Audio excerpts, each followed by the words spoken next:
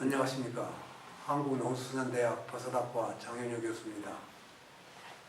이번에는 영지버섯에 대해서 설명을 드리도록 하겠습니다. 영지는 일명 불로초버섯이라고 불리고 있습니다. 가노델마 루시둠이라고 하는 학명을 가지고 있고, 영지버섯의 종류는 9가지 종류가 있습니다.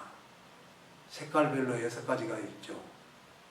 흑색도 있고 백색도 있고 황색도 있고 청색도 있고 보라색도 있고 노란색도 있고, 6가지 색깔이 있는가 하면은 녹각영지라고 하는 것이 있고, 쯔가영지, 평각영지, 이 색깔에 따라서 맛도 다릅니다. 맛도 단맛이 난 것도 있고, 적색 녹각영지 같은 건 쓴맛이 나지만 신맛도 있고 짠맛도 있고, 흑색 영지는 짠맛이 있습니다.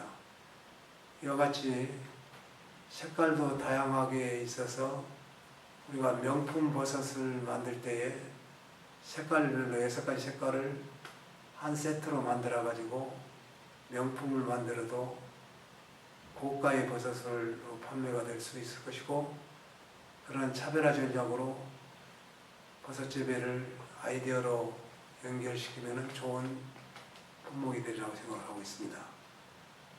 영지버섯의 쓴맛은 텔페노이드라고 하는 성분으로서 녹각영지와 평각영지를 비교했을 때 쓴맛을 고미라고 합니다만, 고미 성분이 녹각영지가 더 많습니다. 그래서 평각영지는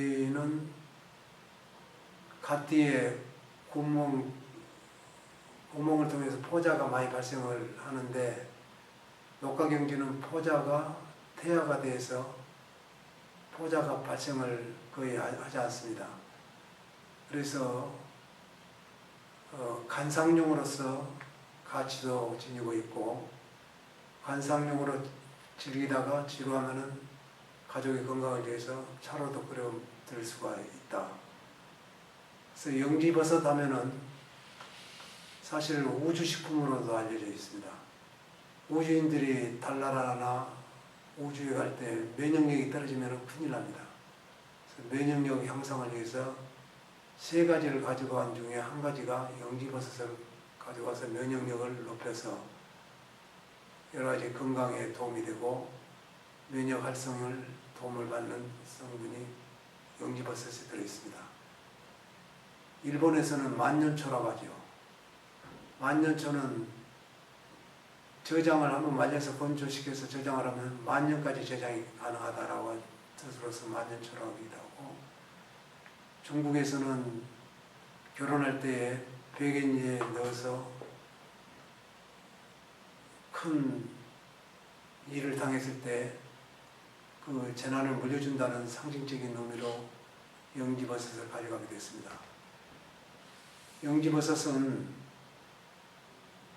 세계적으로 베트남인들이 한국에 오면은 가장 많이 사가는 것이 영지버섯을 사갑니다. 우리나라 대한민국의 영지가 베트남에서 가장 인기 있는 품목으로 자리 잡고 있고 품질이 좋습니다. 그래서 영지버섯은 재배 품목으로 선정을 해도 굉장히 좋은 소득 작물 중에 한 가지입니다.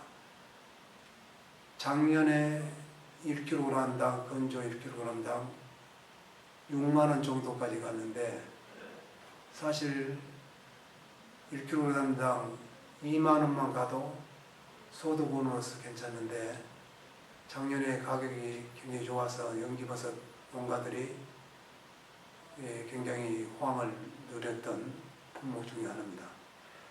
그러면 재배 방법에 대해서 설명을 드리면, 이거 역시도 톱밥 봉지 재배가 있고요, 원목 재배가 있습니다.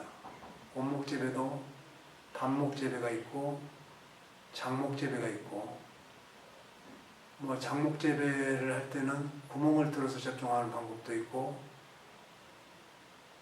또 눕혀서 배양한 다음에 눕혀서 땅에 하우스에 묻어가지고 재배하는 방법, 여러 가지 방법이 있는데 먼저 톱밥 재배 방법, 톱밥 봉지 재배 방법을 설명을 드리면은 참나무 톱밥을 주로 사용을 하는데 미강을 20%를 먼저 혼합을 하고 수분을 65%로 혼합을 한 다음에 봉지나 병에다가 담아가지고 뚜껑을 막아서 상합살균 또는 고압살균을 합니다. 고압살균의 경우는 121도씨에서 60분이나 90분을 하면 되고요. 상합살균은 100도씨 전후에 살균하는 것을 말하는데 90도 내지 100도씨에서 살균할 때는 3시간 내지 4시간, 80도 내지 90도에서 살균할 때는 7시간 내지 8시간을 살균을 하는 것이 일반적입니다. 살균을 한 다음에 충분히 식혀서 그 다음에 액체종균이나 톱밥종균이나 공립종균을 접종을 해서 배양을 합니다. 영지버섯은 보온성이기 때문에 배양을 할 때는 모든 버섯이 25도씨 전후입니다. 25도씨 정도에서 배양을 하고 발생을 시킬 때는 다른 버섯은 보통 10도씨보다도 낮게 발생을 시키는데 이 영지버섯은 발생 균사 배양 온도보다도 발생 온도가 더 높습니다.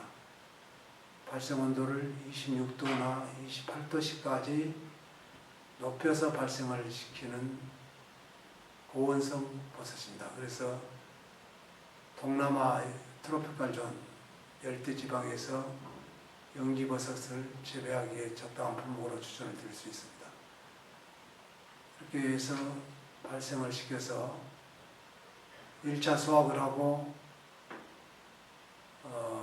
2차 수확까지도 바라볼 수가 있습니다. 배지에 1.5kg 이상 배지가 사이즈가 크면은 2번 수확을 할 수가 있고요. 원목 재배의 경우는 참나무 계통이 좋은데 나무를 베는 시기는 항상 가을 낙엽이 떨어지고 나서 겨울 사이에 베는 거를 이용을 해서 샌드위치법 방법이라 그래서 직경이 약간 큰 것들은 길이를 20cm 길이로 잘라서 절단면 위에다가 종균을 바르고 또 원목을 넣고 절단면에 종균 바르고 원목 넣고 한 4단이나 5단 쌓아 올려놓고 비닐 덮고 보온 덮개를 덮어놓으면은 한 4개월 배양하면은 서로 균사체가 활착이 돼서 달라붙습니다. 그래서 도끼로 때려도 잘 떨어지지 않을 정도로 달라붙어야 이 균사 배양이 잘 된 겁니다. 만약의 경우 그냥 떨어지는 것은 균사 배양이 안 됐다라고 볼 수 있기 때문에 잘 떨어지지 않는 것이 배양이 잘 됐다라고 봅니다. 그래서 따로따로 떼어가지고 하우스나 비가림이 되는 시설에다 절반 정도 땅에 묻힐 정도로 묻어서 관리하면은 땅에 수분 함량이 많기 때문에 수분이 적당해서 발생도 잘 되고 관리하기 편합니다. 그렇게 해서 나무가 부패가 될 때까지 2년이나 3년까지 수확을 할 수 있는 방법이 원목재배입니다. 나무 직경이 10cm 이하이거나 길이가 60 내지 90cm를 자르는 경우는 또는 120cm 정도 되는 긴 장목일 경우는 구멍 접종을 많이 합니다. 구멍을 뚫고 역시 구멍을 뚫는 접종 시기는 원목을 이용하는 것이면 전부 3월달 이전에 하는 것이 원칙입니다. 나무를 겨울에 베야 되기 때문에 그 이후에 3월 이후에 4월 이후에 늦어질수록 오염률이 높고 수확량이 적습니다. 수분이 없어지기 때문이죠. 그래서 3월 달에 구멍 접종을 하는데 구멍을 타공 접종이 있고 이제 소공 접종. 구멍을 많이 뚫어서 종균을 많이 넣으면은 좋을 것 같아도 오히려 품질이 나쁩니다. 구멍이 많이 뚫으면 구멍 뚫어진 구멍에서 버섯이 다 발생되기 때문에 품질이 떨어지고 나무에 상처를 받기 때문에 병원길에 감염이 잘 되고 나무가 수명이 빨리 다하게 되고 그래서 5 내지 10cm 간격으로 구멍을 하나씩 뚫어서 종균을 집어넣고 수족권을 막거나 밀랍으로 막아가지고 배양을 하게 되면은 배양이 되게 됩니다. 배양이 되게 되면은 원목도 높여가지고 하우스 같은 데다가 묻어서 재배를 하면 관리하기 편합니다. 땅에 묻어서 재배할 때 연작을 하게 되면 노랑썩은병이라고 하는 노랑곰팡이병이 발생을 하게 되는데